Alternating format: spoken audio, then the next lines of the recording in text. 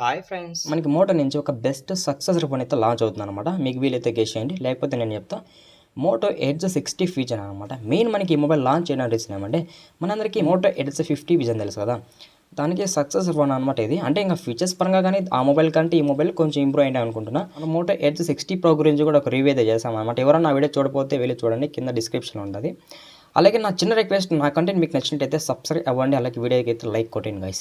ఇంకా మనం ఈ మొబైల్ గురించి ప్రతి ఒక్క డిపార్ట్మెంట్ కవర్ చేసి ఫైనల్గా నా ఒపీనియన్ చెప్పేస్తాను అనమాట. అంటే కొనాలా వద్దా, లేకపోతే ఫీచర్స్ పరంగా ఇంప్రూవ్ చేశారు లేదనేది టోటల్గా అయితే ఎవ్రీథింగ్ అయితే కవర్ చేద్దాం అనమాట. ఇక మనము ఈ mobile design and build quality విషయానికి వచ్చినట్టయితే, ఇది మనకి ఫ్రంట్ అయితే కర్వ్ డిస్ప్లే మీద రాబోతుంది. ఇది మనకి కార్నింగ్ గురు గ్లాస్ విక్టర్ స్పై ప్రొటెక్షన్ ఉంటుంది అనమాట. అలాగే మనకి బ్యాక్ అయితే లెదర్ ఫినిష్ ఉంటుంది. మనకి ఆల్మోస్ట్ మనకి మోటో మొబైల్స్ అన్ని కూడా బ్యాక్ అయితే లెదర్ ఫినిష్ వస్తాయి. సైడ్ అయితే అల్యూమినియం ఫ్రేమ్ మీద రాబోతుంది చెప్తున్నాను అనమాట. మనకి స్టీరియో స్పీకర్స్ రాబోతుంది. మనకి సౌండ్ కూడా చాలా లౌడ్ అయితే ఉంటుంది. ఇన్ డిస్ప్లే ఫింగర్ ప్రింట్ రాబోతుంది అనమాట. చాలా ఫాస్ట్గా అయితే అన్లాక్ అవుతుందని చెప్పచ్చు. అలాగే ఇది మనకి మిలిటరీ గ్రేడ్ స్టాండింగ్ మీద రాబోతుంది. ఇంకా మనకి డ్యూరబిలిటీ విషయంలో కొంచెం బెటర్ ఉంటుంది అనమాట. IP68 వాటర్ రేటింగ్ రాబోతుంది అనమాట. అప్ టు 30 మినిట్స్ వరకు మనకి ఈ వాటర్ రేటింగ్ అనేది సపోర్ట్ చేస్తుంది.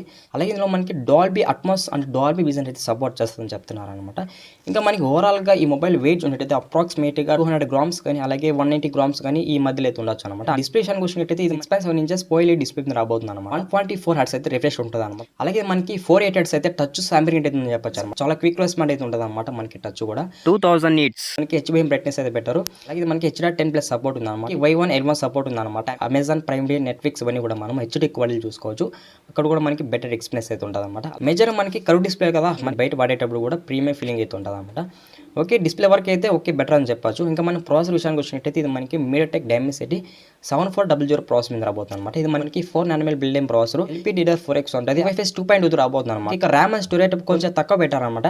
యాక్చువల్గా మనకి ఇప్పుడున్న అడ్వాన్స్డ్ LPDDR5X అని అలాగే Wi-Fi 4.0 అని పెడితే కొంచెం బెటర్ ఉండేది అనమాట. ఇది మనకి ప్రైస్ ఎక్కువ and RAM and storage type కూడా కొంచెం బెటర్ పర్ఫార్మెన్స్ ఉండేది అనమాట.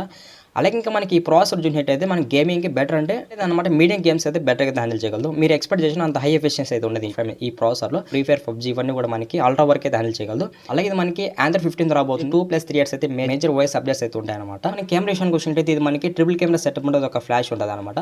మనకి ఇక్కడ మెయిన్ కెమెరా చూసినట్టయితే 15 పిక్చర్, ఇది వాయిస్ సపోర్ట్ చేస్తుంది. అలాగే PDF సపోర్ట్ ఉంటుంది అనమాట. Best detection auto focus. ఇది మనకి Sony LVT 700 సెన్సార్ మీద రాబోతుంది.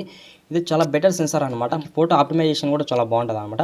అంటే ఆఫ్టర్కి బిఫోర్కి చాలా చేంజ్ ఉంటుంది ఈ సెన్సార్ ఉండడం వల్ల. జరగా మనకి లో లైట్లో కానీ డే లైట్లో కానీ ఈ సెన్సార్ అనేది ఫోటోస్ చాలా బాగా తీయగలదు అనమాట. అలాగే మనం రేర్ కెమెరా యూజ్ చేసుకొని 4K 30 fps ఫుల్ హెచ్డీలో వీడియో రికార్డ్ చేసుకోవచ్చు. మనకి సెకండరీ కెమెరా విషయానికి వచ్చినట్టయితే ఇక్కడ మనకి 13 MP అల్ట్రా వైడింగ్ సెన్సార్ అయితే పెట్టారు.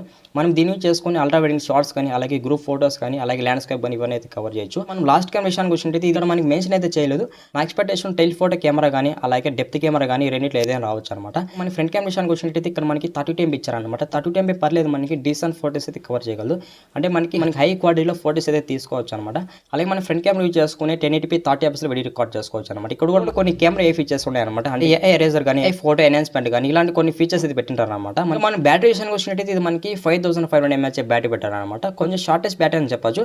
అంటే లాంగెస్ట్ బ్యాటరీ అని చెప్పలేం కానీ కొంచెం తక్కువ అనుకోండి అనమాట. ఈజీగా మనకు 1.5 అయితే యూజ్ చేసుకోవచ్చు అనమాట. అలాగే ఇందులో మనకి 80 watts అయితే ఫాస్ట్ ఛార్జింగ్ సపోర్ట్ పెట్టారు.